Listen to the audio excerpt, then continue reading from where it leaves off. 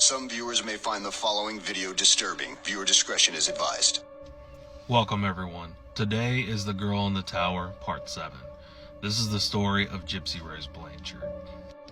On June 14th, 2015, many friends and family members of Dee Dee Blanchard would log on to Facebook and would find a post that Dee Dee had written, "That bitch is dead."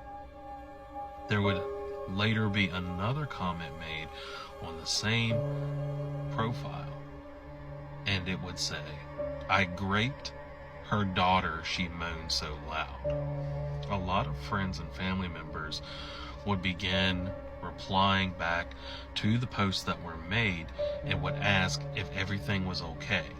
Originally, people started laughing it off, thinking that maybe Dee Dee was commenting about a TV show that her and Gypsy had been watching, and they would later find out that it was definitely not about a movie or a TV show, and a lot of family and friends began getting really worried and concerned about the health and welfare not only of Dee Dee but Gypsy Rose as well. If you remember us talking about Aaliyah, the girl that Gypsy had befriended that was actually a neighbor, began making a phone call to the police asking about a welfare check on Dee Dee and Gypsy. And not only did Aaliyah make phone calls, but other neighbors as well. One neighbor by the name of Dan actually met the police when they had actually pulled up to the scene.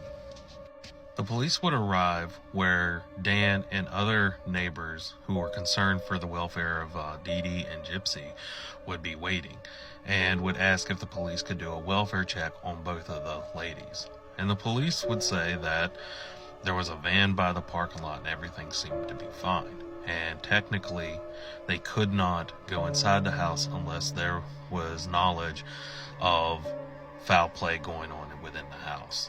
Dan would also ask if he could sneak around and see if he could get inside the house to check on them. And the police would more or less tell Dan, "We're not saying you can or can't, but if you find something in the house, then we can work with that." So Dan would actually walk around to the back of the house, and he had noticed that the cellar window was a little bit wobbly, so he would actually push it and go in.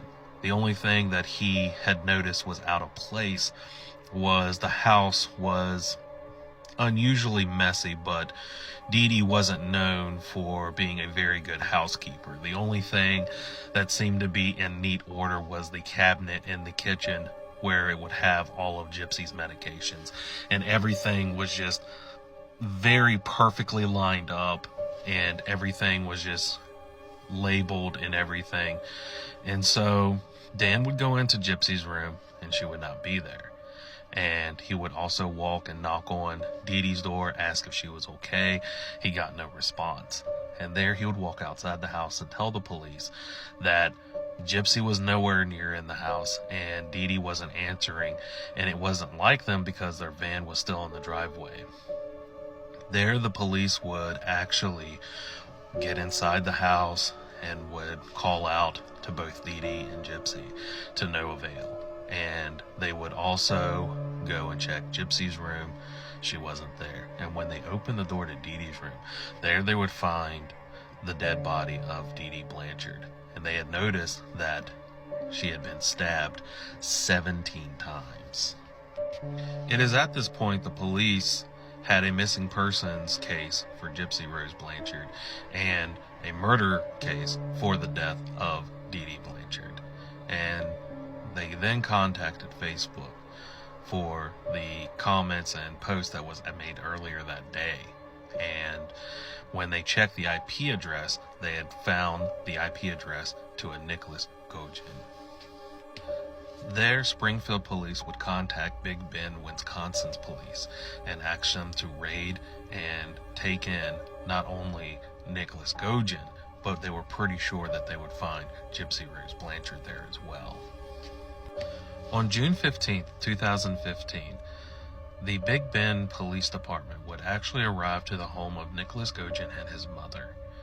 And they would knock on the door and they would inform Nicholas's mother that they were there to take Nicholas into custody for the murder of Dee Dee Blanchard. And this may have been some shocking news for his mother, because she was under the premise that he had actually went to pick up his girlfriend Gypsy, who had recently been kicked out of her home and was homeless and needed a place to stay. So she would tell the police, "They're in the bed right now, but I will go wake them up and tell them to get dressed." Nicholas' mother would go knock on the bedroom door and tell both Nicholas and Gypsy to get dressed because the police was there for them. And the police would take not only Gypsy, but Nicholas Gogin into custody. They would both take Nicholas and Gypsy into custody, and after 24 hours of interrogation, Gypsy would actually plead guilty to the murder of her mother, and would say that Gypsy was a victim of her mother's Munchausen by proxy, and that her mother had basically made her lie to everyone that she was in worse shape than she actually was, and lied about having multiple disabilities and diseases as a way to getting money from other people. And she also testified that she had gotten Nicholas Gogin to actually kill her mother, and would say it was at the time how she believed the only way for her to be free of her mother's abuse. Nicholas would also confirm this, and by the testimonies of both Nicholas and Gypsy and the other evidence that the police had gathered when they did their investigation, this is what happened on the night of Dee Dee's death. On June 8th, 2015, Gypsy, as before, would actually send Nicholas Gogin around $800 so he could purchase a bus ticket to take a ride from Wisconsin, where he lived, to Springfield. There he would wait at the hotel for Gypsy to message him when to arrive at her house. Gypsy would say that her and her mother would spend most of the evening watching TV and painting her nails. And before going to bed, Dee Dee would look at Gypsy before walking in her room and say, "Don't hurt me." After her mother went to bed on the 9th of 2015, she would text Nicholas and he would arrive at the house. Nicholas would also claim that Gypsy had set the knife and a pair of gloves outside the house and would not allow him to walk inside the house till he had put both the gloves and the knife on. Nicholas would also testify that he had stabbed Dee Dee around 5 times, but they had found 17 stab wounds on Dee Dee's back.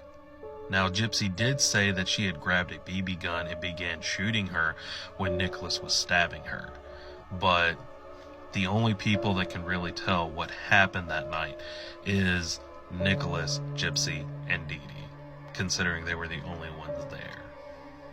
It is said after Nicholas had murdered Dee Dee Blanchard that he would take Gypsy into the bedroom and they would have sex. And after they were done, they would clean up and purchase a taxi and go all the way back to Wisconsin. Before getting all the way to Wisconsin, however, they would go to the hotel room and stay the night.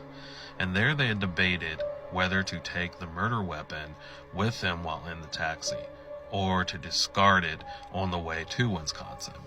And this had basically began an argument between the two. And finally, they both decided that they would go to the post office and actually mail the murder weapon to the home of Nicholas Gogin. Nicholas kind of wanted to keep the knife as more of a memento or souvenir, or in serial killer terms, it was kind of a trophy to him. On July 5th, 2016, Gypsy would actually plead guilty to conspire to murder her mother, and they would give her 10 years. And Nicholas Gogin would not get a court hearing about the murder of Dee Dee until 2018.